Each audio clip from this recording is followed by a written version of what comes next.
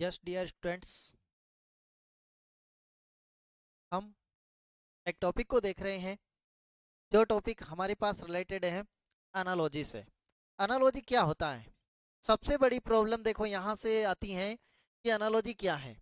Analogy का मतलब है समानता, समानता या फिर समरूपता। इसका मतलब क्या है? इस तरह के जो क्वेश्चंस हैं हमारे एग्जाम में, जब भी मेंटल एबिलिटी का नाम आता है, जब भी मानसिक योग्यता का नाम आता है, निश्चित रूप से एनालॉजी से रिलेटेड क्वेश्चन से वो हर एग्जाम में पाए जाते हैं। चाहे वो बैंकिंग का एग्जाम हो, चाहे वो एसएससी का एग्जाम हो, चाहे वो रेलवे का एग्जाम हो, चाहे पीटीटी का एग्जाम हो, चाहे बीएसटीसी का एग्जाम हो, कोई सा भी एग्जाम हो, निश्चित रूप से एनालॉजी के क्वेश्चंस हमें मिलते हैं। और एनालॉजी कितना सिंपल टॉपिक है, कितना इजी टॉपिक है, वो सबूत हमें अभी मिलने वाला है। हम कितने निश्चित रूप से अच्छी तरीके से एनालॉजी टॉपिक को कंप्लीट करने वाले हैं स्टूडेंट। तो देखते हैं, सबसे पहले हमारी टॉपिक के अंतर्गत एनालॉजी में हम क्या पढ़ने वाले हैं। देखो, समानता समरूपता टॉपिक से रिलेटेड हम क्या पढ़ने वाले हैं, उन रूपरेखा को हम सबसे पहले देखने वाले हैं। हम इसके अंतर्गत पढ़ेंगे। देखो, सबसे पहले ये हमें एरोप्लेन ले जा रही है कि सबसे पहले हम जिस चीज को पढ़ेंगे वो है वर्ड एनालॉजी। वर्ड का मतलब क्या है? शब्द। एनालॉजी ऐसा नहीं है कि एक टॉपिक है और इससे रिलेटेड क्वेश्चन इकट्ठे आ जाएंगे। हम इनको वन बाय वन, एक एक सिचुएशन जमा कर देखेंगे इनको कि किस किस तरह के इससे क्वेश्चंस आते हैं। वर्ड एनालॉजी के अंतर्गत आता है शब्द एनालॉजी, और शब्दों से रिलेटेड क्वेश्चंस देखेंगे। दूसरी चीज हम पढ़ेंगे नंबर एनालॉजी, आई मीन संख्या एनालॉजी देखेंगे, संख्या में समानता या संख्या में समरूपता। तो यहाँ नंबर 1 और ये नंबर 2। नंबर 3 पे हम देखने वाले हैं अल्फाबेट एनालॉजी, यहाँ अक्षर और वर्ण से रिलेटेड क्वेश्चंस। आगे चलते हैं नंबर चौथे नंबर पर फिगर या पैटर्न, मतलब आकृति से रिलेटेड भी एनालॉजी आती है, अशाब्दिक एनालॉजी। और अगली क्वालिटी हमारे पास मिक्स्ड एनालॉजी, मतलब मिश्रित प्रश्न, जहां पर दो चीजों को मिश्रित कर देगा, अल्फाबेट और संख्याओं को साथ ले लेगा, या वर्ड या नंबर को साथ ले लेगा, फिगर के साथ अल्फाबेट ले लेगा। इस तरीके से जो सिचुएशन है उसको कैसे सॉल्व करने वाले हैं, देखते हैं हमारी क्लास को और रन करते हैं। 5 तरह की एनालॉजी को हम देखने वाले हैं, शब्द, संख्या, अक्षर या वर्ण, आकृति और मिश्रित एनालॉजी को। तो सबसे पहले देखें हम समानता या समरूपता से रिलेटेड क्वेश्चंस को जब सॉल्व करें, तो यहाँ देखो एक जरूरी इंफॉर्मेशन है। एग्जाम्स वर्ड मोबाइल ऐप आपके सामने आ गया है, आपके सामने आ गया है, मतलब अभी स्क्रीन पर है। लेकिन जब आप प्ले स्टोर पर जाएंगे और प्ले स्टोर पर जाकर निश्चित रूप से ये लिखेंगे, क्या लिखेंगे? EXAMSBIRD, एग्जाम्स वर्ड, ऐसा कैसे ही लिख देंगे तो हमें आपको हमारा मोबाइल ऐप मिलेगा। और उस एप्लीकेशन पर निश्चित रूप से जो बीएसटीसी का संपूर्ण कोर्स है वो फ्री दिया गया है। ऑफर है स्टूडेंट्स के लिए कि सारा जो कोर्स है बीएसटीसी का आपको फ्री मिल रहा है। हर दिन हमारी यूट्यूब पर वीडियो आती है और वहां भी आपको बीएसटीसी का सारा कोर्स मिल जाएगा। इस तरीके से हमारे पूरे एप्लीकेशन के अंतर्गत ये सारे फीचर्स हैं और ये आपकी प्रोफाइल रहेगी। और ये हमारा बीएसटीसी 2026 का सिलेबस रहा, जो आपके लिए निःशुल्क है, फ्री है सभी स्टूडेंट्स के लिए। लीजिए मजे ऑल राजस्थान के स्टूडेंट्स, है ना। ये जैसे हमारी जो कुछ डेमो क्लासें भी उसके अंतर्गत दी गई हैं। तो देर न करें और डाउनलोड कर लें इस एप्लीकेशन को और यूट्यूब पर रोजाना क्लासें देखें हमारी। सबसे पहले देखते हैं वर्ड एनालॉजी को, देखते हैं जो नंबर 1 पर थी हमारे पास, शब्दों के आधार पर समानता। अब शब्दों के आधार पर कैसे समानता रहती है, देखते हैं वर्ड एनालॉजी में कैसे प्रश्न आते हैं।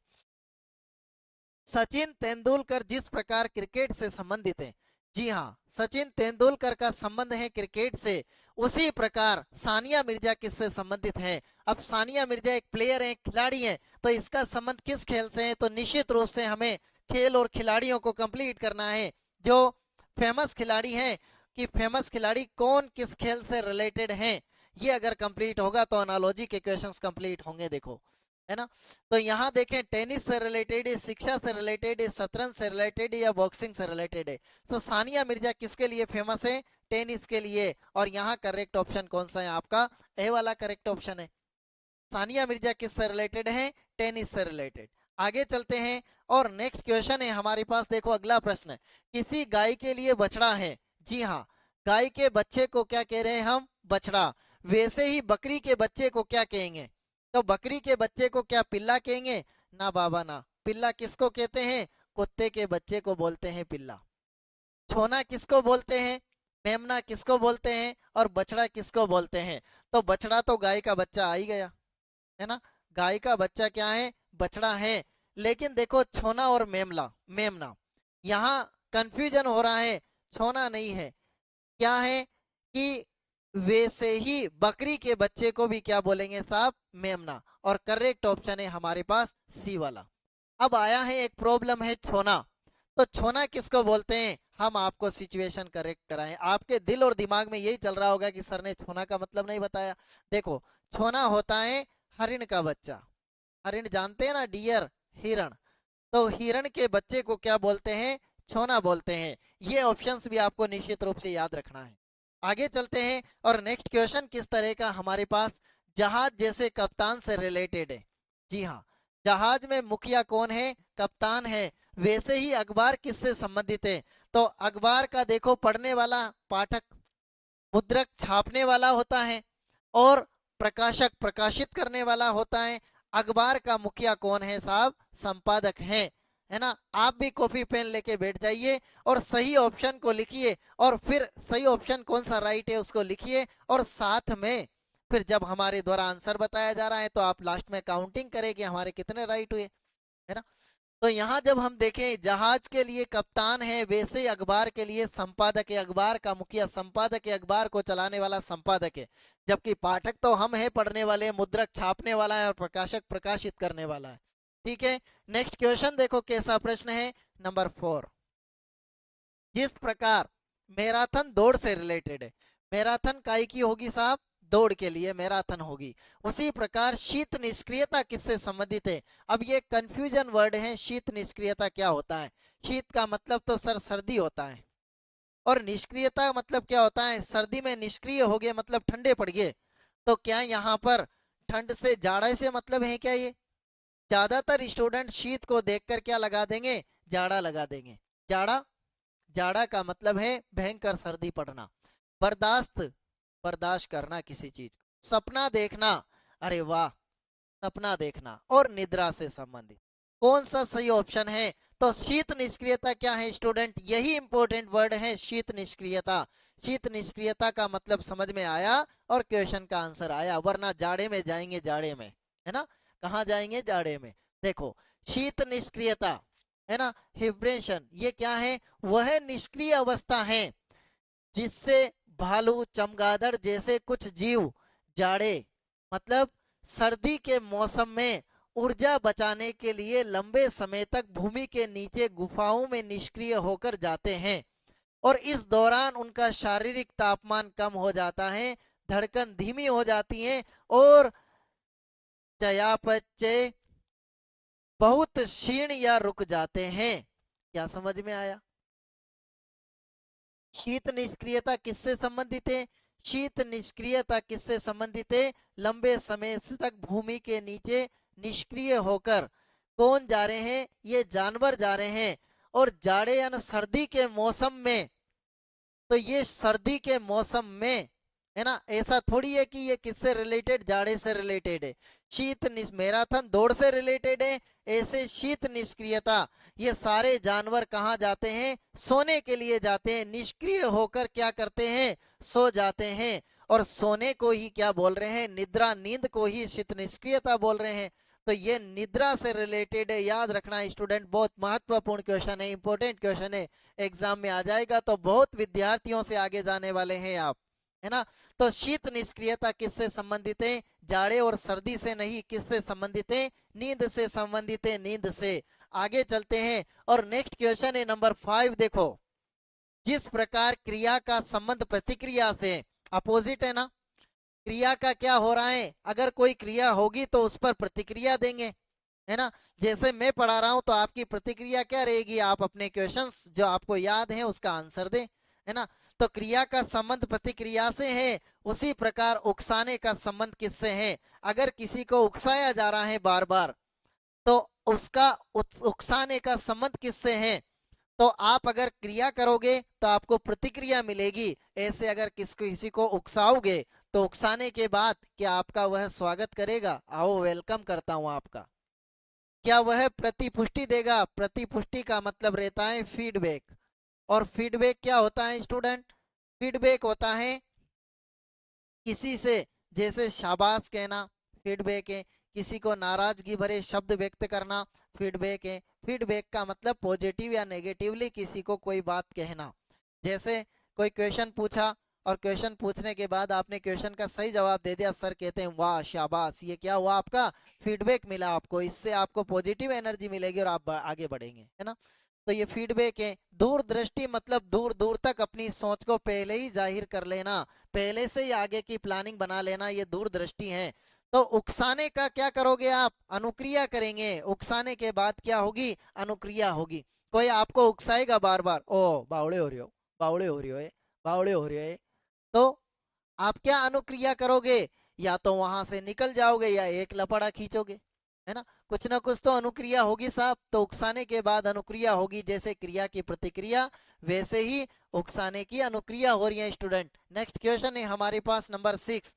यदि बस के लिए ड्राइवर, जी हाँ, बस चलाओगे तो बस चलाने के लिए ड्राइवर की जरूरत है। ऐसे हवाई जहाज को चलाने के लिए ड्राइवर ला दोगे? या ड्राइवर हवाई जहाज चला लेगा? ना बाबा ना। राइडर, राइडर का सवारी करने वाला है और सवार ये भी सवारी करने वाला है। तो यहाँ जब देखें तो अगर हवाई जहाज चलवाओगे तो किससे चलवाना पड़ेगा? बी से। बी का मतलब पायलट से। तो हवाई जहाज पायलट चलाएगा, है ना, ड्राइवर थोड़ी चलाएगा। हवाई जहाज को चलाने वाला पायलट होता है। और नेक्स्ट क्वेश्चन नंबर 7 किस तरह का है हमारे पास? देखो स्टूडेंट, क्या है? कभी प्यासे को पानी पिलाया नहीं, बाद अमृत पिलाने से क्या फायदा। आहा क्या बात है। कभी प्यासे के लिए पानी, आई मीन प्यासा होगा तो पानी पिलाएंगे, और भूखा होगा तो ब्रेड खिलाएंगे क्या? भूखा होगा तो केक खिलाएंगे क्या? दाल खिलाएंगे? ना बाबा ना। अरे सब खिला दो आप कुछ भी, लेकिन इन सबको क्या बोलेंगे? भोजन बोलेंगे, भोजन। तो प्यासों को पानी पिलाएंगे तो भूखे को भोजन खिलाएंगे। सी वाला करेक्ट है स्टूडेंट, सी वाला कंप्लीट है।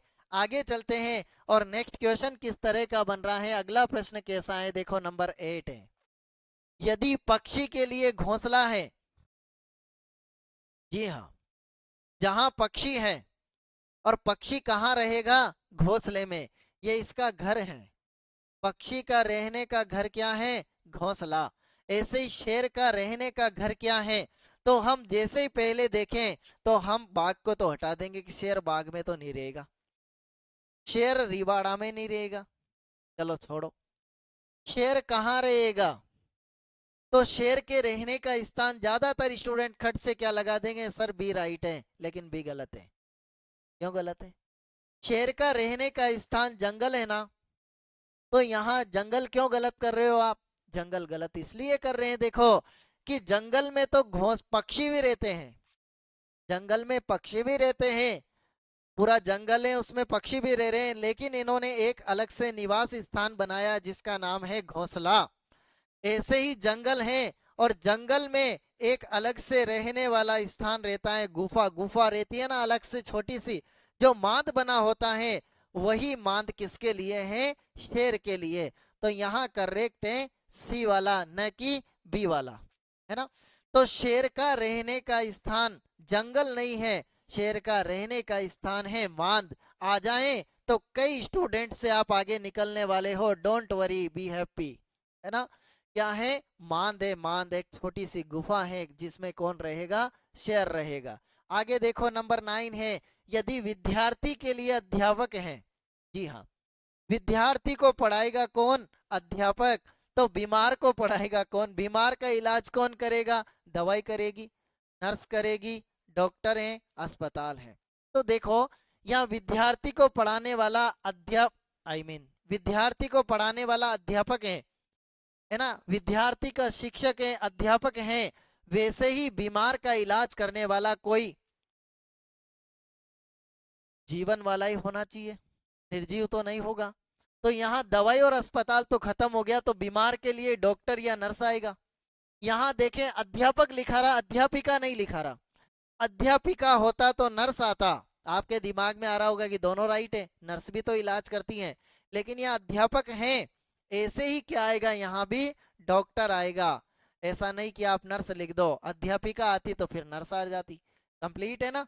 देखो आगे, नेक्स्ट है हमारे पास नंबर 10 है। देखो इंपॉर्टेंट क्वेश्चन है, बहुत महत्वपूर्ण प्रश्न है। देखो क्या है, आने वाले कल के लिए सोमवार। जी हाँ, ये आने वाला कल, ये तो आज है, ये क्या है, आज है स्टूडेंट। और आने वाला कल इधर लिखूं, ये आने वाला कल क्या हो गया, सोमवार। जब आने वाला कल सोमवार हुआ तो बीते हुए कल के लिए क्या आएगा, तो बीता हुआ कल इधर ले गया है ना, ये बीता हुआ कल ये इधर रह गया।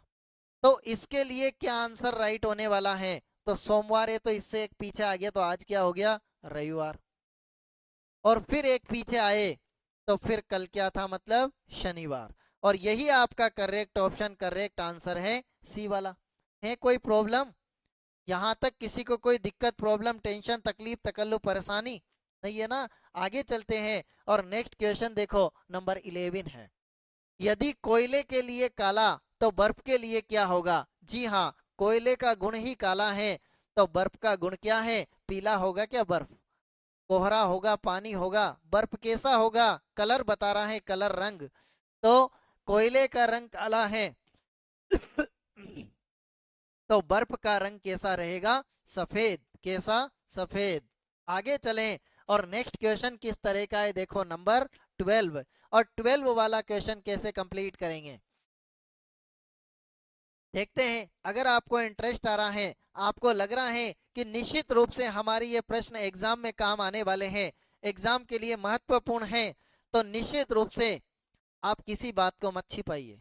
क्यों मत छिपाइए, अपने उन साथियों को शेयर कर दो जिनसे आपकी प्रतिस्पर्धा है, वो भी हमें देखें, हमें पढ़ें, और फिर आपके टेस्ट पेपर आयोजित होंगे तो उनसे ज्यादा नंबर लाके दिखाना, है ना। भेज दो उनको ये क्लास, पढ़ने दो उनको भी, है ना। अपने साथियों को शेयर करें, अपने साथियों के ग्रुप में शेयर करें, अपने स्टेटस पे चिपका दो, लाइक करो और सब्सक्राइब भी करो हमारे चैनल को, और वीडियो को भी लाइक कर दो। देखते हैं क्वेश्चन नंबर 12 कैसा है। देखो, यदि दूध के लिए गाय है, जी हाँ, दूध कौन दे रही है, गाय, तो शहद कौन देगी, शहद देगी चाशनी, मधुमक्खी देगी ना शहद। तो इजी है, चीनी नहीं, भंवरा नहीं, भंवरा शहद दे देगा क्या, नहीं देगा ना। तो जैसे दूध गाय दे रही है तो शहद कौन देगी, मधुमक्खी देगी। कौन सी मक्खी, मधुमक्खी। आगे चलते हैं और नेक्स्ट क्वेश्चन नंबर है हमारे पास 13। क्वेश्चन 13 को किस प्रकार सॉल्व कर रहे हैं, प्रकाश के लिए किरण है। जी हाँ, प्रकाश के लिए क्या लाना पड़ेगा, किरण लाना पड़ेगा। अगर कोई प्रकाश हमें सुन रहा हो तो तुम्हारे लिए किरण ही लाएंगे भाई, क्या लाएंगे, किरण, है ना। तो देखो प्रकाश के लिए किरण, जी हाँ, किरण आएगी तभी तो प्रकाश आएगा, है ना। तो प्रकाश किससे आएगा, किरण से। तो आवाज किससे आएगी, महत्वपूर्ण क्वेश्चन है। देखो यहां भी हम उलझेंगे, आवाज तरंग से आएगी, किरण तो गलत है। पिच से आवाज आएगी क्या, पिच क्या होता है, पिच वो होता है जहां पर क्रिकेट खिलाड़ी, एक दोनों तरफ दो बैट्समैन है और उनके बीच की जगह सारी क्या कहला रही है, पिच है ना। क्रिकेट खिलाड़ी क्रिकेट खेलते हैं ना, 22 गज का पिच रहता है जिसपे बॉलिंग की जाती है और बैटिंग की जाती है। तो देखो यहाँ जब हम देखें तो दो में संशय है, तरंग आएगा कि कंपन आएगा, देखते हैं। तो यहाँ प्रकाश के लिए किरण, किरण से प्रकाश आ रहा है, तो आवाज किससे आएगी, आवाज कंपन से आएगी कि तरंग से आएगी। अब आपके दिमाग में आ रहा होगा कि कंपन होगा, कम कम कम कम, ऐसे ऐसे कंपन होगा, कैसे होगा, ऐसे कंपन होगा बार बार, तो कंपन होगा, तो कंपन होने से क्या होगा, आवाज आ जाएगी ना बाबा ना। कंपन होने से आवाज थोड़ी आ रही है, कंपन कब होगा, जब तरंग आएगी, है ना। अगर तरंग आएगी तो कंपन होगा, और कंपन होगा तो आवाज आएगी। तो ऐसे ही प्रकाश आ रहा है किरण से, तो आवाज आएगी किससे, तरंग से बहुत सारे स्टूडेंट इसमें कंपन भी लगाएंगे, लेकिन ये गलत है। कंपन कब होगा? तरंग के बाद में ही क्या होगा? कंपन होगा। कंप्लीट है। आगे चलें और नेक्स्ट क्वेश्चन कैसा है देखो। अगला प्रश्न नंबर 14। तापमान के लिए थर्मामीटर है। देखो, तापमान को मापने के लिए किस चीज का हेल्प लेंगे? थर्मामीटर का, है ना। तापमान को मापेंगे तो थर्मामीटर काम आएगा। ऐसे ही बैरोमीटर किसके लिए काम आएगा साहब? यहाँ पे भी याद रखने योग्य बात है। ऊंचाई को नापने के लिए बैरोमीटर का काम लेंगे, वायु दाब को मापने के लिए बैरोमीटर काम लेंगे, नमी को मापने के लिए बैरोमीटर काम लेंगे, या वर्षा को मापने के लिए बैरोमीटर काम लेंगे। इंपॉर्टेंट, चारों ऑप्शनों को भी याद करना जरूरी है। मान लो यही नहीं आता है तो इससे रिलेटेड कोई सा भी आ सकता है ना। तो बैरोमीटर किसके काम आता है? बैरोमीटर काम आता है वायु दाब को मापने के लिए। याद रखना है, अच्छी तरीके से याद रखना है। ऑप्शन नंबर बी वाला बिल्कुल करेक्ट है कि वायु दाब को मापने के लिए बैरोमीटर का काम लेंगे। जैसे तापमान के लिए थर्मामीटर है, वैसे ही वायु दाब के लिए बैरोमीटर है। अब बात आती है ऊंचाई की।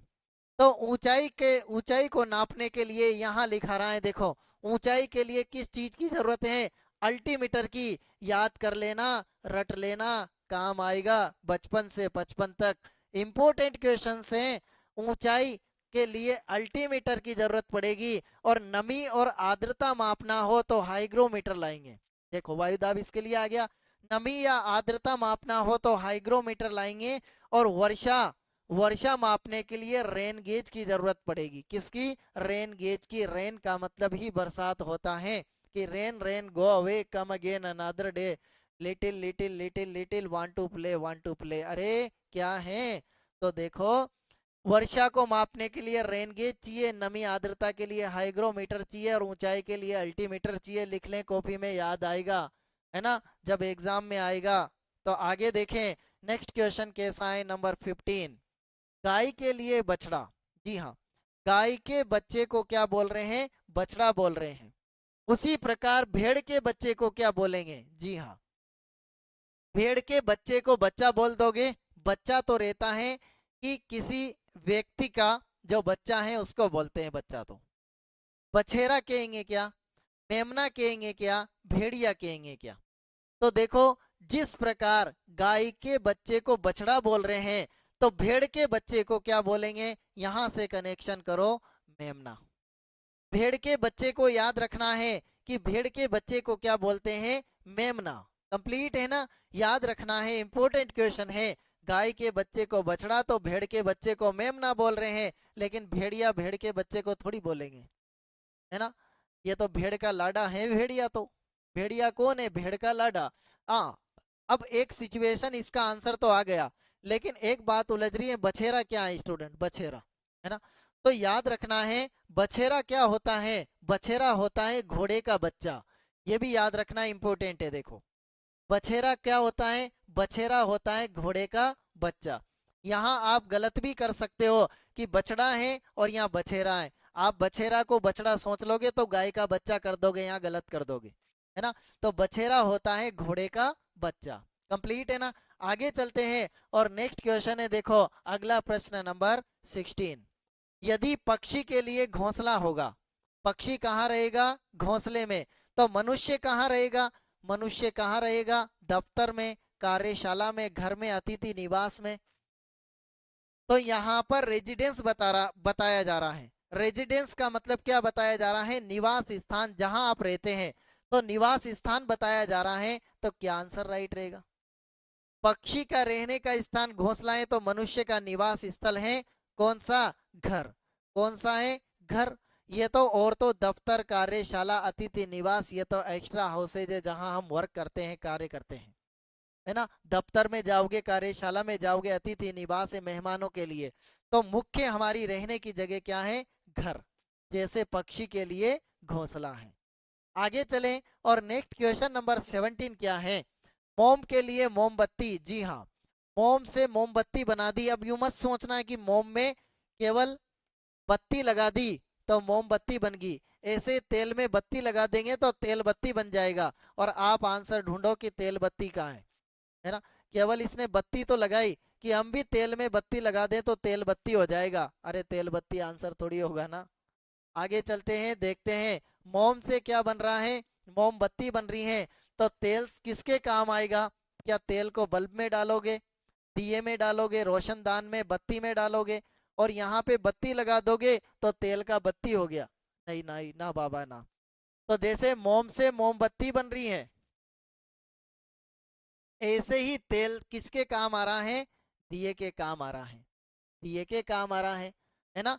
क्योंकि तेल से क्या जलाएंगे? दिया जलाएंगे। और बी वाला करेक्ट है, दिया और बाती, है ना। देखा होगा, नाटक देखा होगा, दिया और बाती हम, है ना। दिया और बाती मतलब, दिया और बाती का मतलब बता देना आप, कमेंट बॉक्स में बता देना। चलो छोड़ो, है ना। मोम की मोमबत्ती है तो तेल का संबंध है दिया से। ठीक है ना स्टूडेंट। आगे चलते हैं और नेक्स्ट क्वेश्चन कैसा हो रहा है, नंबर 18 देखो। स्वर्ण के लिए सुनार है तो चांदी के लिए चनार है। कहाँ रहा चनार? देखो क्या होगा। स्वर्ण को सुनार बेच रहा है तो चांदी को भी कौन बेचेगा? सुनार ही बेचेगा। ऐसा थोड़ी कि लुहार रहेगा, चांदी का संबंध कुम्हार से रहेगा, दर्जी से रहेगा। सब जानते हैं ना, लुहार किसका काम करता है? लुहार काम कर रहा है लोहे का।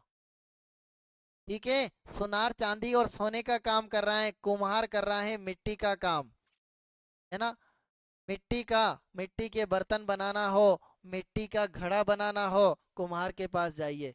दर्जी को कौन सा काम कर रहा है? कपड़े का काम कर रहा है। दर्जी का काम क्या है? सिलाई का। जी कपड़े लाओगे तो कौन सीधेगा? दर्जी सीधेगा। तो चांदी के लिए सुनार है। आगे चले, नंबर 19 है देखो। किताब के लिए कागज लाओगे तो कपड़े के लिए क्या लाओगे? तो कपड़े के लिए लाना नहीं है।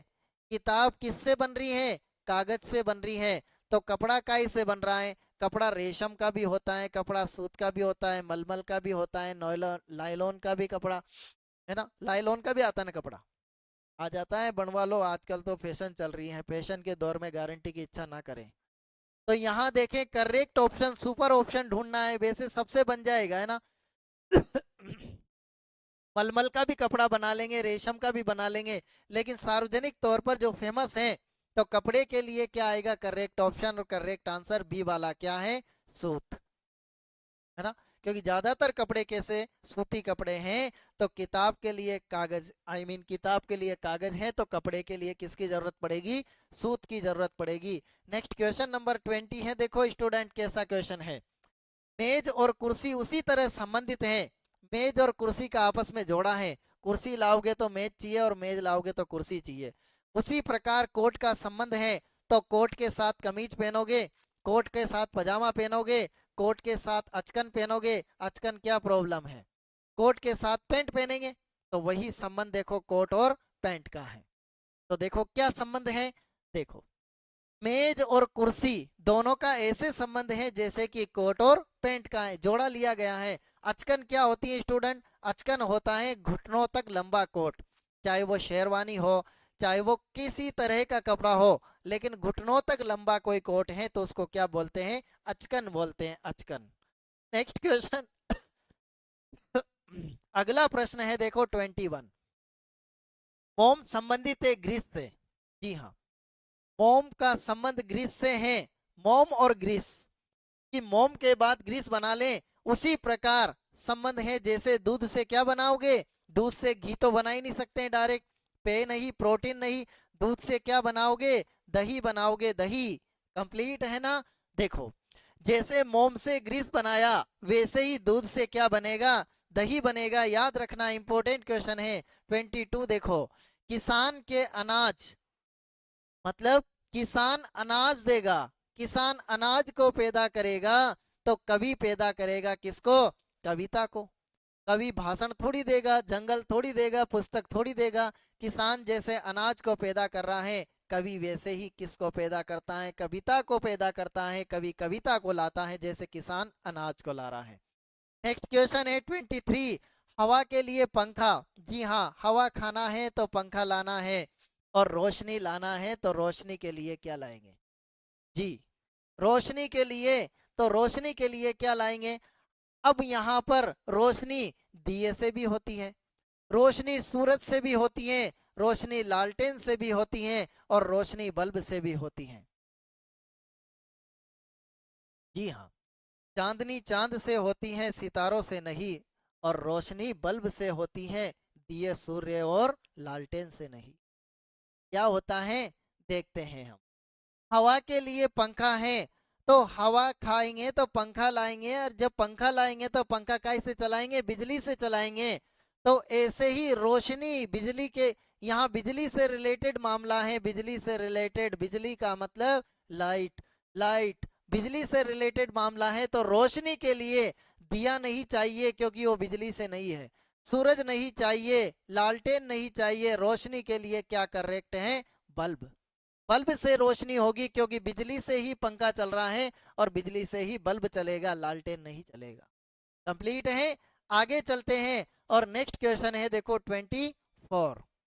रजाई के लिए रुई, जी हाँ, रजाई बनवाओगे रुई की, है ना, रुई से रजाई बन गई, तो कंबल काय से बनवाओगे, सूत से बनवाओगे, रुई से बनवाओगे, कपास से बनवाओगे, जी कंबल ऊन ही लाना है, और ऊन से क्या बन जाएगा, कंबल बन जाएगा। कंप्लीट है। जैसे रुई से रजाई, वैसे ही ऊन से क्या बन गया, कंबल बन गया। और नेक्स्ट क्वेश्चन है, अगला प्रश्न है, देखो इंपॉर्टेंट क्वेश्चन 25, देखो गन्ने के लिए चीनी लाना है, तो दही के लिए देखो हाँ, गन्ने के लिए चीनी लाना है मतलब क्या है, देखते हैं।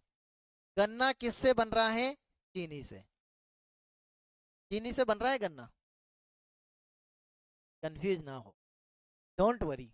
देखो, गन्ना होता है, और गन्ने से क्या बनाई जाती है, चीनी, गन्ने से क्या बन रही है, चीनी बन रही है। उसी तरीके से दही से क्या बनेगा, तो दही से वापस दूध तो बनेगा ही नहीं, दही से घी बना ही नहीं सकते हो, पनीर बनाओगे ही नहीं, तो दही से क्या बनता है, मक्खन ही बनता है। कंप्लीट है ना। गन्ने से चीनी बना रहे हो आप, ऐसे ही दही से क्या बनाओगे, दही से मक्खन बना दोगे। कंप्लीट है। अब यहाँ देखो, और अलग तरह का थोड़ा रिलेशन आया। क्या पढ़ रहे हैं हम, वर्ड एनालॉजी पढ़ रहे हैं, शब्दों से रिलेटेड प्रश्न पढ़ रहे हैं, और शब्दों में किस तरह का खेल हो रहा है, वो शब्दों का सारा खेल देख रहे हैं। केवल रिलेशन देता है, जो रिलेशन फर्स्ट में हो रहा है सेकंड में वही रिलेशन हमें बिठाना पड़ता है, बस फर्स्ट वाला रिलेशन है उसी तरह का सेकंड रिलेशन बिठाना है। वर्ड एनालॉजी पढ़ रहे हैं, इसके बाद नंबर एनालॉजी भी पढ़ेंगे, अल्फाबेट एनालॉजी भी पढ़ेंगे, इसके बाद फिगर एनालॉजी भी पढ़ेंगे, मिक्स्ड एनालॉजी भी पढ़ेंगे। डोंट वरी, कोई क्वेश्चन गलत जाने की संभावना नहीं रहेगी, है ना। देखो, दयालु और परोपकार, क्या अंतर है दयालु और परोपकारी में, तो दयालु और परोपकारी दोनों का मतलब एक ही है, दोनों क्या है, सिनोनियम है, एक दूसरे के क्या है, पर्याय है ना। कि जिस प्रकार दयालु और परोपकारी में सेम सेम रिलेशन है, परोपकारी और दयालु मतलब एक दूसरे के पर्यायवाची है, उसी प्रकार विलापी का मतलब क्या होता है, तो विलापी का मतलब क्रोध नहीं, सत्य नहीं, प्रसन्नता नहीं, विलाप का मतलब होता है दुखी होना। क्योंकि सिनोनियम देखना है हमें, पर्यायवाची देखना है, विलोम थोड़ी है, यहाँ पे विलोम भी आते हैं, पर्यायवाची भी आते हैं, है ना। तो दयालु और परोपकारी सेम बात है, ऐसे विलापी का मतलब दुखी है, सेम बात है। आगे चलें, और नेक्स्ट क्वेश्चन कैसा है, देखो नंबर 27। कैसा प्रश्न है, देखो, चार मीनार भारत में है, भारत में क्या है, चार मीनार, तो पिरामिड कहाँ पे है, आपने पढ़े होंगे अपनी छोटी क्लासों में कि मिस्र के पिरामिड फेमस है, मिस्र के पिरामिड फेमस है, तो पिरामिड कहाँ के फेमस है, मिस्र के। कनाडा में नहीं है, इंग्लैंड में नहीं है पिरामिड, वेटिकन सिटी में भी नहीं है, पिरामिड कहाँ है, मिस्र में। याद रखना है, बहुत सी बार ये क्वेश्चन एग्जामों में आ चुका है ना, और इम्पोर्टेंट बनता है आपके एग्जाम के लिए, इसलिए निश्चित रूप से 5 स्टार हमने लगा दिया यहाँ पे। चार मीनार भारत में है, तो पिरामिड मिस्र में है। आगे चलते हैं, और अगला प्रश्न देखो 28। अखरोट है, शेल है, और केला है। अब देखो, अखरोट क्या होती है, अखरोट आती है ना, अखरोट ऐसी आती है कि जिसको, जिसकी शेल को, शेल रहती है उसमें ऊपर, है ना, शेल का मतलब कठोर भाग रहता है ऊपर, उसको फोड़ेंगे, और फोड़ के क्या निकालते हैं, अखरोट निकालते हैं, उसमें हृदय के जैसी आकृति होती है पूरी, और हृदय के लिए लाभदायक है वो, है ना। तो ऐसे ही अखरोट के ऊपर क्या हो बना रहता है, शेल। तो ऐसे ही केले के ऊपर क्या रहता है, छिलका रहता है केले में, पका हुआ हरा फल, ये तो कोई रिलेशन ही नहीं है ना। तो देखो यहाँ अखरोट में शेल है, तो केले में क्या है, छिलका है स्टूडेंट, क्या है, छिलका है, क्या है, छिलका। आगे चलें और नेक्स्ट क्वेश्चन देखो 29। यहाँ भी इंपॉर्टेंट प्रश्न है, कुत्ता है और डाबरमैन है तो मछली क्या है। तो यहाँ जब हम देखें कि कुत्ते की एक प्रजाति है और इस प्रजाति को क्या बताया गया है, डाबरमैन कुत्ते की प्रजाति है, तो यहाँ से हमें छांटना है मछली की प्रजाति को। अब इसके लिए हमें प्रजातियां कंप्लीट होना जरूरी है। यहाँ चार ऑप्शन है तो इनको तो हम कंप्लीट करा देंगे। देखो अब यहाँ देखें कि पहला ऑप्शन है हमारे पास पूडल। तो पूडल क्या है, पूडल है कुत्ते की एक नस्ल, याद रखना है ना। कुत्ते की डाबरमैन एक नस्ल या प्रजाति है और पूडल भी कुत्ते की नस्ल या प्रजाति है। आगे चले, सेल्मन मछली की एक प्रजाति है, तो हमारा आंसर तो मिल गया कि मछली की प्रजाति कौन सी हो गई, बी वाला सेल्मन। आगे देखें जर्सी किसकी प्रजाति है, ये गाय की एक नस्ल है जर्सी, है ना। तो याद रखना है जर्सी प्रजाति या नस्ल किसकी है, गाय की। और रेगडोल क्या है, रेगडोल है बिल्ली की नस्ल, किसकी है स्टूडेंट, बिल्ली की नस्ल। तो इन चारों ऑप्शन को तो अब भूलने का नहीं है ना। डाबरमैन कुत्ते की प्रजाति, पूडल कुत्ते की प्रजाति, सेल्मन मछली की है, जर्सी गाय है और रेगडोल बिल्ली की प्रजाति है, CAT कैट, कैट यानी बिल्ली। तो देखो स्टूडेंट आप लगातार पढ़ रहे हैं। अगला प्रश्न देखने से पहले आपको मैं निश्चित इंफॉर्मेशन दूं कि एग्जाम्स बर्ड मोबाइल ऐप आप निश्चित रूप से अपने प्ले स्टोर पर जाकर कंप्लीट करें, वहां से डाउनलोड करें और आपको पूरी BSTC का कोर्स बिल्कुल फ्री है। सभी सब्जेक्ट जिसमें चाहे वो मेंटल एबिलिटी है, चाहे वो राजस्थान की जीके है, चाहे शिक्षण अभिरुचि है, चाहे हिंदी है, चाहे अंग्रेजी है, आपको सारे सब्जेक्ट बिल्कुल फ्री मिल रहा है एग्जाम्स बर्ड के इस प्ले स्टोर के मोबाइल एप्लीकेशन पर। जल्दी करें, शीघ्र ही डाउनलोड कर लें, वरना फिर बंद भी हो सकता है फ्रीओ पर। तो निश्चित रूप से डाउनलोड करें हमारे मोबाइल एप्लीकेशन को। आपको इस तरीके से फीचर्स दिखने वाले हैं सारे हमारे मोबाइल एप्लीकेशन पर।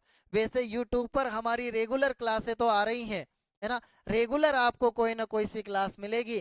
तो निश्चित रूप से आगे बढ़ते हुए देखते हैं। और अगला क्वेश्चन कैसा है, नंबर 30 देखो, कार के कार के लिए किसकी जरूरत है, ड्राइवर की। कार को चलाने के लिए ड्राइवर चाहिए, तो हवाई जहाज को चलाने के लिए कैप्टन लाओगे, एयर होस्टेस लाओगे, कंडक्टर लाओगे।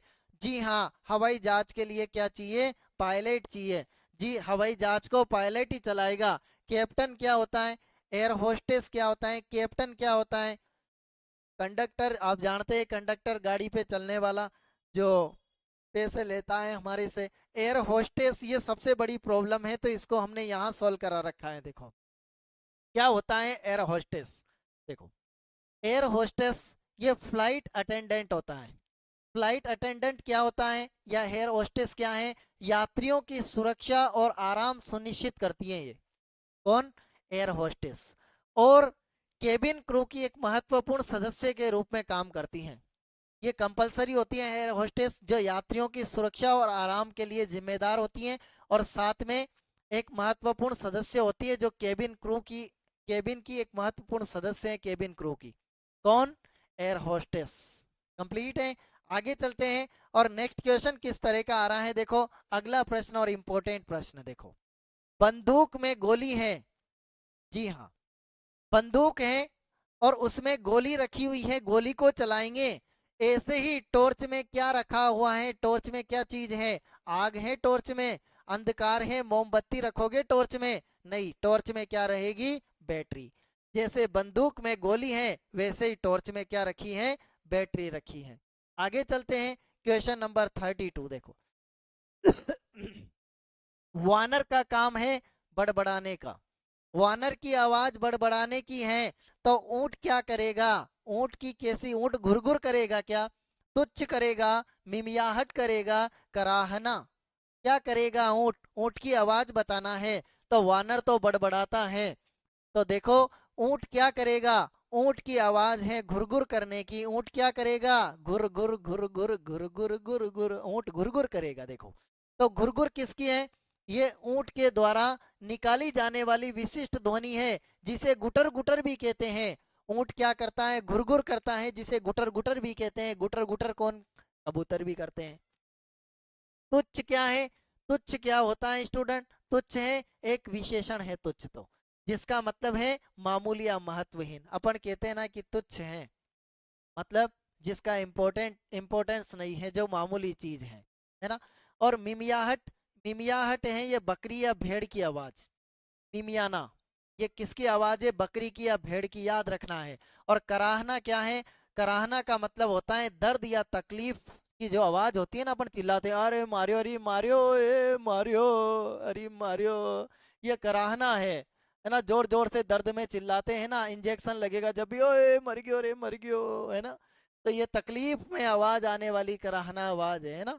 तो बकरी और भेड़ की आवाज क्या है? मिमियाहट है, याद रखना है। और घुरघुर कौन कर रहा है? ऊंट कर रहा है, जिसे गुटर गुटर गुटर गुटर गुटर गुटर। नंबर 33, भविष्यवाणी भविष्य के लिए की जाती है। मैं आपके लिए भविष्यवाणी करता हूं कि आपका नंबर बीएसटीसी, पीटीईटी, रेलवे या कोई सा भी एक बैंकिंग का एग्जाम है, एसएससी का एग्जाम है, उसमें आपका नंबर आ जाएगा। ये भविष्यवाणी की है मैंने, या भविष्य के लिए कि आ जाएगा। ऐसे ही दुख किसके लिए प्रकट करते हैं? और यार ऐसो हो तो न, 2 नंबर और आ जाता रहे तो नंबर आ जाता रे भाया दादा, और 2 नंबर और आ जाता तो नंबर आ जातो। अब खाए हो? अब क्या होगा? जब चिड़िया चुग गई खेत, है ना, अब पछतावत होत का जब चिड़िया चुग गई खेत, है ना। तो यहाँ देखें कि भविष्यवाणी भविष्य के लिए की जा रही है, तो दुख काय के लिए? खेद का मतलब होता है दुख। दुख काय के लिए करेंगे? दुख करेंगे हम गुजरे हुए निकलने वाले अतीत पर। अतीत का मतलब बीता हुआ समय, भूतकाल के लिए। वर्तमान के लिए कभी दुखी नहीं होता है इंसान, अपराध के लिए भी इतना दुखी नहीं होता है, समय के लिए दुखी नहीं होता है। भविष्यवाणी भविष्य के लिए है, तो दुख करते हैं अतीत के लिए जो गुजर चुका है उसके लिए। अरे कि यार ऐसो, अरे छोड़ो रे छोड़ो, जो हो गया जो हो गया। अब तैयारी करें, शानदार तैयारी करें। आप एग्जाम्स वर्ड से जुड़े हुए हैं। नंबर 34, विरोधी और शत्रु सेम है, दोनों सिमिलर। वो मेरा विरोधी है, वो मेरा शत्रु है, बात बराबर है। दोनों एक दूसरे के सिनोनियम है ना। क्या है स्टूडेंट? सिनोनियम है ना। क्या है? सिनोनियम है, पर्यायवाची है। ऐसे ही विपत्ति का सेम मीनिंग देने वाला, विपत्ति का मित्र नहीं होगा, सक्रिय नहीं होगा, प्रेम नहीं होगा। विपत्ति आ गई, विपत्ति आ गई, कठिनाई आ गई। क्या आ गई? कठिनाई आ गई। तो विरोधी और शत्रु हैं, विपत्ति में कठिनाई है। कंप्लीट है। आगे चले और नेक्स्ट क्वेश्चन देखो। ऊष्मा को कैलोरी में मापेंगे, बहुत अच्छी चीज मिलेगी यहां से। तो ध्वनि के लिए क्या आएगा? ध्वनि का मात्रक क्या होगा? ऊष्मा का मात्रक। यहाँ आपस में क्या दे रखे हैं? मात्रक दे रखे हैं स्टूडेंट, मात्रक। ऊष्मा का मात्रक कैलोरी है, तो ध्वनि का मात्रक क्या है? वाट है, रिएक्टर है, जूल है या डेसिबल है? जी, ध्वनि का मात्रक होगा डेसिबल। लेकिन बच रहे हैं वाट, रिएक्टर और जूल। तो ये क्या प्रॉब्लम है? देखो, वाट, वाट स्टूडेंट होता है शक्ति का मात्रक। याद रखना है आपको, निश्चित रूप से याद रखना है, एग्जाम में आता है। वाट किसका मात्रक है? शक्ति का, जिसका साइन है एसआई। रिएक्टर किसका मात्रक है? रिएक्टर भूकंप की तीव्रता को मापता है, ये भी याद रखना है। रिएक्टर क्या है? भूकंप की तीव्रता को मापने का पैमाना है। और जूल, ये जूल ऊर्जा का मात्रक है, ठीक है ना। जूल किसका मात्रक है? ऊर्जा का मात्रक है। इसकी भी इकाई एसआई है। और डेसिबल तो हमने पढ़ा ही सही। डेसिबल किसका मात्रक है? ध्वनि की प्रबलता को मापता है डेसिबल। तो याद रखना है सारे ऑप्शन को। ऊष्मा का मात्रक कैलोरी है, तो ध्वनि का मात्रक डेसिबल है। बाकी के बच रहे हैं वाट, तो वाट शक्ति का है, रिएक्टर भूकंप की तीव्रता का है, और ऊर्जा जूल है, वो ऊर्जा का मात्रक है। कंप्लीट है ना। आगे चलते हैं और नेक्स्ट है हमारे पास अगला क्वेश्चन। देखो 36 क्या है? देखो, जीवाश्म विज्ञान में किसका अध्ययन किया जाता है? जीवाश्म विज्ञान में अध्ययन करेंगे किसका? जीवाश्म का। तो कपाल विज्ञान में किसका अध्ययन करेंगे? कपाल का मतलब ही क्या होता है? खोपड़ी। क्या होता है? खोपड़ी। क्या होता है? खोपड़ी। तो जीवाश्म विज्ञान में जीवाश्म का अध्ययन कर रहे हैं, ऐसे ही कपाल विज्ञान में किसका अध्ययन करेंगे हम? खोपड़ी का।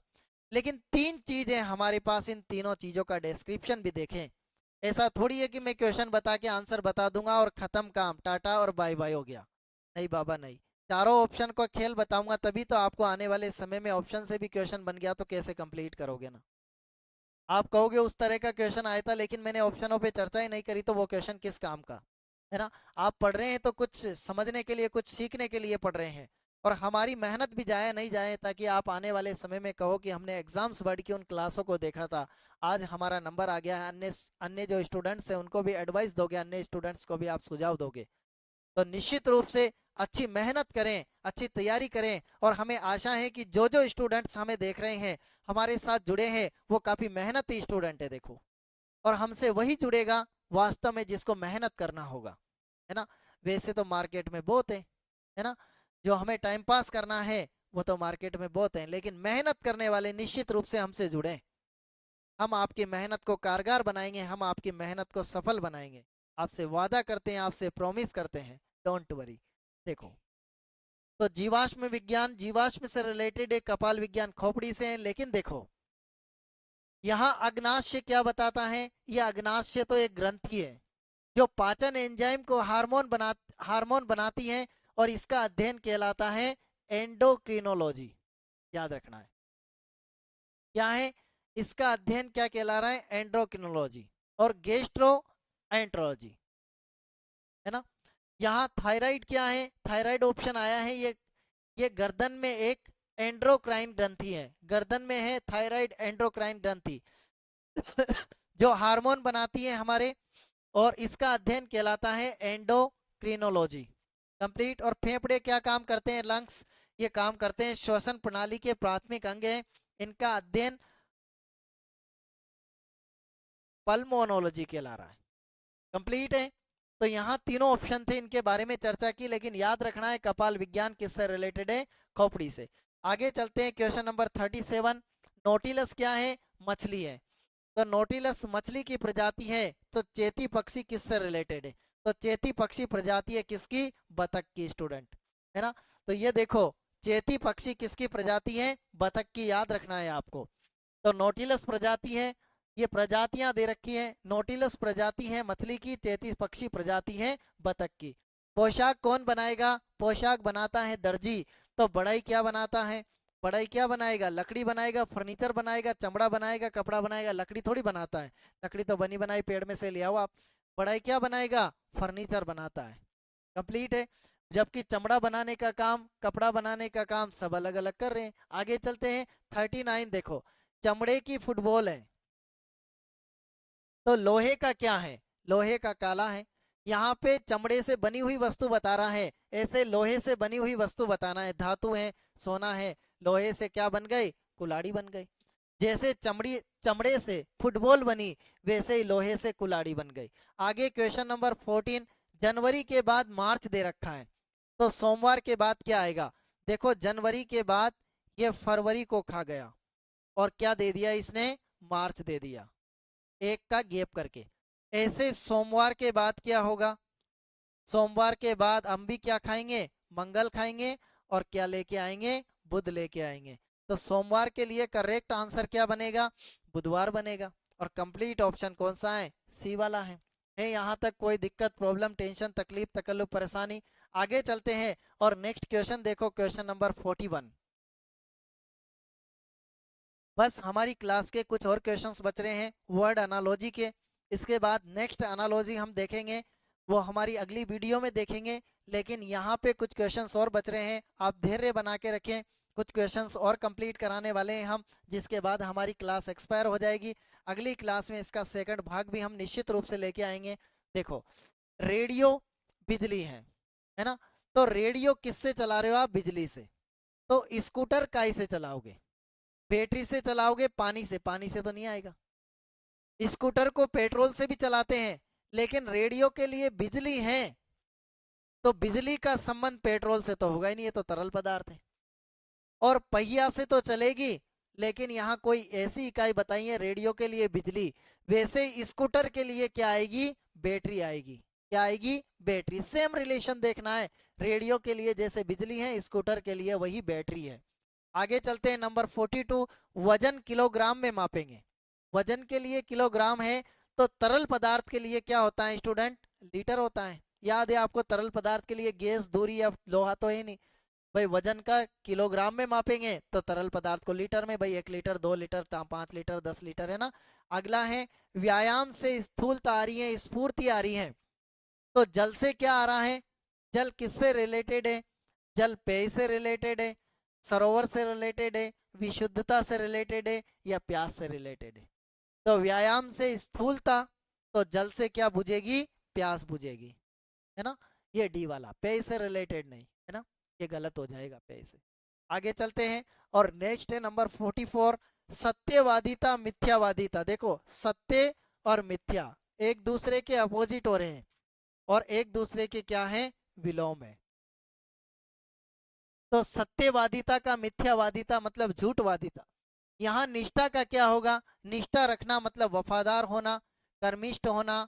निष्ठा, किसी में निष्ठा, आस्था, तो उसका अपोजिट क्या हो रहा है, विश्वासघाती होना। और करेक्ट ऑप्शन है हमारे पास सी वाला। नहीं यहाँ तक कोई प्रॉब्लम। नेक्स्ट क्वेश्चन, और अगला प्रश्न है देखो 45, सूत्रों से संगठक बनेगा। सूत्र होंगे बहुत सारे, तो उनसे संगठक बनेगा, या फिर संगठकों से, है ना, सही तो यही है। बहुत सारे संगठक रहेंगे, उससे क्या बना देंगे, सूत्र बना देंगे। तो समीकरण किससे बनेगी, चरों से बनेगी। समीकरण किससे बनेगी, अचर से नहीं बनेगी, पद से नहीं बनेगी, संख्याओं से नहीं बनेगी। भाई बहुत सारे चर रहेंगे, तो उन चरों से क्या बन जाएगी, समीकरण बन जाएगी। जैसे संगठक से सूत्र बन रहा है, वैसे ही चरों से क्या बनेगी, समीकरण बनेगी। गणित में पढ़ा होगा ना, चर और अचर पद, हाँ उन्हीं से रिलेटेड है। नेक्स्ट चलते हैं, क्वेश्चन नंबर 46, महाराष्ट्र कहाँ पे है, भारत में। तो टेक्सास कहाँ पे है, जी हाँ, ये तो जानकारी का ही प्रश्न है ना। टेक्सास कहाँ पे है, कनाडा में, मैक्सिको में, ब्राजील में, यूएसए में। तो टेक्सास कहाँ पे है, यूएसए में है स्टूडेंट, है ना। यूएसए, यूएसए, यूएसए का मतलब रहता है यूनाइटेड स्टेट ऑफ अमेरिका में, है ना। तो जैसे Canada, I mean Maharashtra Bharat में, वैसे ही टेक्सास कहाँ पे है, यूएसए में स्टूडेंट। आगे चलते हैं, क्वेश्चन नंबर 47, हृदय और कार्डियोलॉजिस्ट। हृदय के अध्ययन को कार्डियोलॉजिस्ट बोल रहे हैं, तो वक्र के अध्ययन को, वृक्क के अध्ययन को क्या बोलेंगे, नेफ्रोलॉजिस्ट बोलेंगे। अंतःस्त्राव विज्ञान नहीं, ऑर्थोडोंटिस्ट नहीं, तंत्रिका विज्ञानी नहीं, वक्र के अध्ययन को क्या बोलेंगे, नेफ्रोलॉजिस्ट। इनके अध्ययन को बोल रहे हैं, हृदय के अध्ययन को कार्डियोलॉजिस्ट, वैसे वक्र के अध्ययन को क्या बोलेंगे, नेफ्रोलॉजिस्ट। याद रखना है, बहुत इंपॉर्टेंट प्रश्न है। आगे चलते हैं, और नेक्स्ट है 48, टेडपोल। जैसे कैटरपिलर, कैटरपिलर की, कैटरपिलर का मतलब तितली, है ना, कैटरपिलर का मतलब इल्ली भी होता है। ऐसे ही हम देखें कि टेडपोल, यहाँ टेड आ रहा है देखो, और टेड क्या रहता है, मेंढक। ये किससे रिलेटेड है, टेडपोल मेंढक से।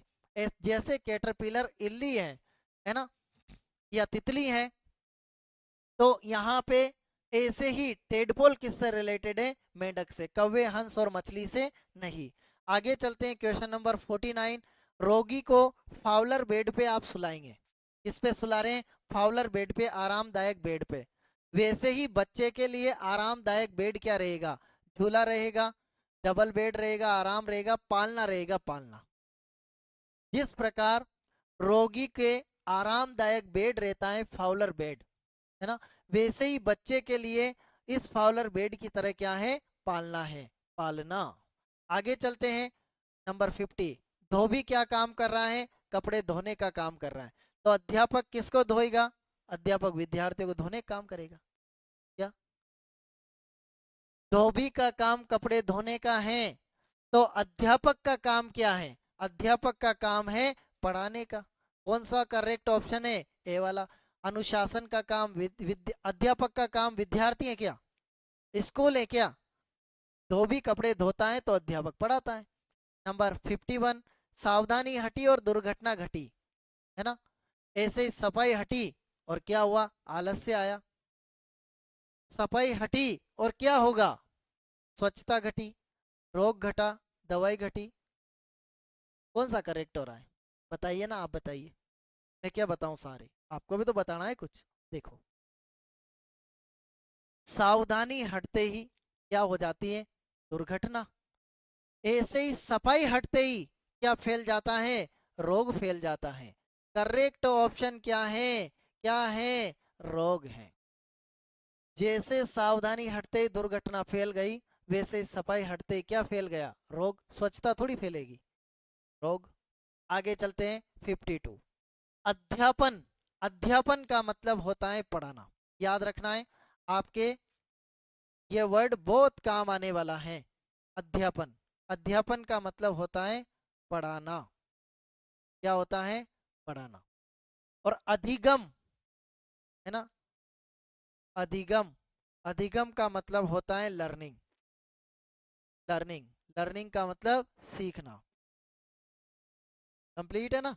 पढ़ रहे हैं, ये सीख रहे हैं, वो अधिगम कर रहे हैं। आप सीख रहे हैं तो अधिगम कर रहे हैं, और मैं आपको पढ़ा रहा हूं तो मैं क्या कर रहा हूं? अध्यापन कर रहा हूं। तो अध्यापन से क्या होता है? अध्यापन से सीखते हैं। मैं पढ़ा रहा हूं तो आप सीख रहे हैं, ऐसे अध्यापन से सीखते हैं। तो इलाज से क्या होता है स्टूडेंट? इलाज से डॉक्टर होता है, दवाई होती है, घाव होता है, स्वस्थ होते हैं। जैसे देखो भाई, अध्यापन करेंगे तो फाइनली क्या होगा? आप सीखोगे। ऐसे इलाज करेंगे तो फाइनली क्या होगा? आप स्वस्थ होगे। कंप्लीट ऑप्शन कौन सा है? सी वाला है। आगे चलें, नंबर 53 देखो। प्रतिष्ठा, बदनामी। कोई बिल्कुल प्रतिष्ठित हो गया, खूब फेमस है, और उसकी बदनामी हो गई। एक दूसरे का क्या हो रहा है यहाँ पे? विलोम हो रहा है, विलोम। है ना? बिल्कुल विलोम हो रहा है, प्रतिष्ठा हो गई और बदनामी हो गई। तो यश का अपोजिट क्या होगा? यश का अपोजिट है अपयश। श्रेष्ठता, यशस्वी और धनवान नहीं, यश का क्या हो गया? अपयश फैल गया। आगे चले, नंबर 54। स्नेह है और प्रेम। अगर किसी के प्रति स्नेह है तो प्रेम जागेगा, है ना? स्नेह और प्रेम लगभग सिमिलर हैं। वैसे ही चिड़चिड़ेपन से क्या आएगा? अगर किसी में हमारा किसी के प्रति स्नेह है तो ऑटोमेटिक प्रेम जागना है। और ऐसे ही देखो, चिड़चिड़ापन रहेगा तो चिड़चिड़ापन से क्या होगा? आवेश आएगा, निराशा होगी, गुस्सा आएगा, घृणा होगी। क्या होगा? चिड़चिड़ापन अगर होगा हमारे दिल दिमाग में, तो चिड़चिड़ेपन से क्या आएगा? गुस्सा आएगा। क्या आएगा? गुस्सा। जैसे स्नेह से प्रेम फैल रहा है, वैसे चिड़चिड़ेपन से क्या फैलेगा? गुस्सा फैलेगा। बहुत सारे कहते हैं ना, चिड़चिड़ो हो रहे हो तो चिड़चिड़ो। तो जब चिड़चिड़ा हो रहा तो गुस्सा आ रहा है इसको। नेक्स्ट है नंबर 55। हमारे पास 5 क्वेश्चन और बच रहे हैं स्टूडेंट। ओनली 5 क्वेश्चन, है ना? बहुत सारे क्वेश्चन कंप्लीट कराएंगे आपको, डोंट वरी, ताकि आपकी मेहनत बढ़िया शानदार प्रैक्टिकल बन जाए। डॉक्टर अस्पताल में है। अब ऐसा का ऐसा ही रिलेशन ढूंढना है, सेम। राज्यपाल राष्ट्रपति में है क्या? संग्रहालय आगंतुक में है क्या? अध्यापक विद्यालय में है क्या? सही है। जिस प्रकार डॉक्टर अस्पताल में है, वैसे ही अध्यापक कहाँ पे हैं? विद्यालय में है। पर्यवेक्षक अधिकारी में नहीं। जैसे यहाँ पे व्यक्ति और उसका स्थान दे रखा है, तो व्यक्ति और स्थान वाला कौन सा है? सी वाला। नेक्स्ट 56। दस्ताने कहाँ पहन रहे हैं? हाथ में। दस्ताने कहाँ पहन रहे हैं? हाथ में। ऐसा ही रिलेशन, गर्दन में पट्टा। भाई, वस्तु तो आगे आना चाहिए। आगे तो क्या है? वस्तु। और पीछे क्या है? शरीर का अंग। तो ये तो गलत है। टाई, कमीज, ये दोनों शरीर का अंग तो आया ही नहीं यहाँ पे। मोजे पाँव में पहन रहे हैं, ये करेक्ट है। देखो, कोट जेब, ये भी गलत है। सी वाला करेक्ट है, क्योंकि देखो दस्ताने हाथ में है तो मोजे पाँव में है। सेम रिलेशन देखते।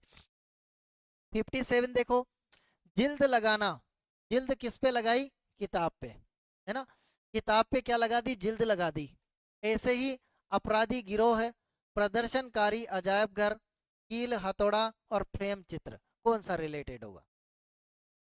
तो किताब में जिल्द लगाई, ऐसे ही चित्र में क्या लगाया? फ्रेम। कोई चित्र रहता है, किताब में ऊपर जिल्द जिल्द लगा दिया हमने, है ना? कवर लगा दिया। ऐसे ही चित्र में क्या लगाते हैं? फ्रेम लगाते हैं ना आसपास। तो जिस प्रकार किताब में जिल्द लगाई, वैसे ही चित्र में फ्रेम लगाया। डी वाला कर रहे। नेक्स्ट है नंबर 58, ऊष्मा। ये ऊष्मा कहाँ से मिल रही है? सूर्य से। ऐसे ही घर और छत है, विटामिन फल है, वातावरण आर्द्रता है, सवारी कार है। तो यहाँ पे सूर्य से ऊष्मा मिल रही है, तो फलों से क्या मिल रहा है? विटामिन मिल रहा है। और करेक्ट ऑप्शन कौन सा स्टूडेंट? बी वाला है। और तो देखो कौन सा करेक्ट होगा इसमें, कोई सा भी नहीं है। आगे चलें और नेक्स्ट क्वेश्चन कैसा है? नंबर 59, कलम से लिख रहे हैं। कलम क्या काम आ रही है? लिखने के काम आ रही है। तो मिटाने के काम रबड़ आ रहा है, कप तरल के, पेंसिल लकड़ी के, चाकू काटने के। यहाँ आपको सही आंसर देखना है, बिल्कुल करेक्ट आंसर कौन सा है आप बताएंगे। क्यों? क्योंकि देखो कलम, कलम तो क्या है हमारे पास, पहले तो आना चाहिए वस्तु। आप इन दोनों ऑप्शनों में खोएंगे और कुछ भी नहीं है, दो दो निकाल लेंगे। आपको सही ऑप्शन निकालना है, ये वस्तु है और ये वस्तु का काम है। ऐसे ही सेम देखना है, आगे वस्तु आना चाहिए और पीछे वस्तु का काम आना चाहिए। तो कलम से लिख रहे हैं, तो करेक्ट ऑप्शन क्या होगा आपके लिए है ये, है ना। और ये क्या दे दिया मैंने? HW दे दिया। HW का जानते हैं मतलब हस्बैंड वाइफ। हाँ नहीं, होमवर्क। चलते हैं आगे। नेक्स्ट क्वेश्चन नंबर 60, नीचे दिए गए संबंध पर विचार कीजिए। सड़क, बस, वाहन चालक। देखो ऐसा का ऐसा ही संबंध ढूंढना है। सड़क पे क्या चल रही है? बस, और बस को चला रहा है वाहन चालक। तो अब नीचे दिए गए समूह के समूह में से उस समूह को, उस शब्द को चुनिए जो उपरोक्त संबंध के समान संबंध दर्शाता है, सेम इसके जैसा। जल, जहाज, चालक। जल में जहाज चल रहा है, उसको चालक चला रहा है। आकाश, हवाई जहाज, पायलट। भाई सड़क की तरह आकाश हो गया, बस की तरह हवाई जहाज हो गया, और जैसे वाहन चालक वाहन चला रहा है, ऐसे ही पायलट इसको चला रहा है। पटरी, रेलगाड़ी, यात्री, उपरोक्त में से कोई नहीं। तो करेक्ट ऑप्शन और करेक्ट आंसर कौन सा है यहाँ पे? बी वाला, क्योंकि इसके जैसा सेम संबंध हो रहा है। अब सर ये क्यों नहीं आया? जल में जहाज है तो जहाज को चलाने वाला चालक थोड़ी रहता है स्टूडेंट, जहाज को चलाने वाला कौन रहता है? कप्तान। या कप्तान आना चाहिए। कंप्लीट है।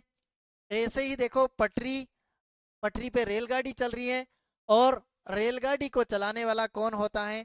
रेलगाड़ी को चलाने वाला यात्री नहीं, कौन होता है? चालक या लोको पायलट। चालक होगा, या फिर रेलगाड़ी कौन चलाएगा? Loco pilot. ये लिखा रहा है यहाँ पे। आगे चलते हैं। ऐसे ही आकाश, हवाई जहाज और पायलट, ये तो हमारा करेक्ट ऑप्शन है सही। कंप्लीट है ना। यहाँ तक देखो 60 क्वेश्चंस को कंप्लीट करने के बाद हम देखें और आगे बढ़ते हैं। देखो नेक्स्ट हमारे पास नंबर अनालॉजी आने वाला है। नंबर अनालॉजी का मतलब यहाँ पे संख्याओं के आधार पर समानता देखेंगे। अनालॉजी का नेक्स्ट प्रकार देखने वाले हैं हम, नंबर अनालॉजी।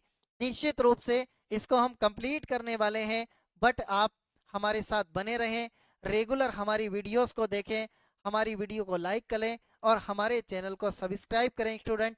हम हमारी नेक्स्ट वीडियो के अंतर्गत निश्चित रूप से हम जो लेके आने वाले हैं वो नंबर अनालॉजी को लेके आने वाले हैं। नंबर अनालॉजी का मतलब संख्याओं के आधार पर किस तरीके से समानता रहती है, किस तरीके से समरूपता रहती है, ये हम निश्चित रूप से देखने वाले हैं। बल्कि आपको एक इन्फॉर्मेशन दें कि हमारे एग्जाम्स बर्ड का मोबाइल एप्लीकेशन प्ले स्टोर पर आ चुका है, जो बिल्कुल निःशुल्क आप डाउनलोड कर सकते हैं, और निःशुल्क पूरी BSTC की कक्षाएं आपको उसमें मिलने वाली हैं। देर न करें और अपने साथियों को भी बताएं, ताकि उनको भी इस चीज़ से बिल्कुल प्रॉफिट हो सके। और राजस्थान, पूरे राजस्थान के बच्चों के लिए बिल्कुल निःशुल्क मोबाइल एप्लीकेशन है, आप डाउनलोड करें और पूरी BSTC की क्लासों को आप निश्चित रूप से इस मोबाइल एप्लीकेशन के जरिए पढ़ें। वैसे यूट्यूब पर हमारी रेगुलर कक्षाएं भी जारी हैं, उन रेगुलर कक्षाओं को भी यूट्यूब पर देखें। यूट्यूब पर एक चीज सर्च करें, और क्या सर्च करें? एग्जाम्स बर्ड सर्च करें। Yes student, now we will meet after some time. Yes, with best of luck, now we will meet in our next video, number analogy.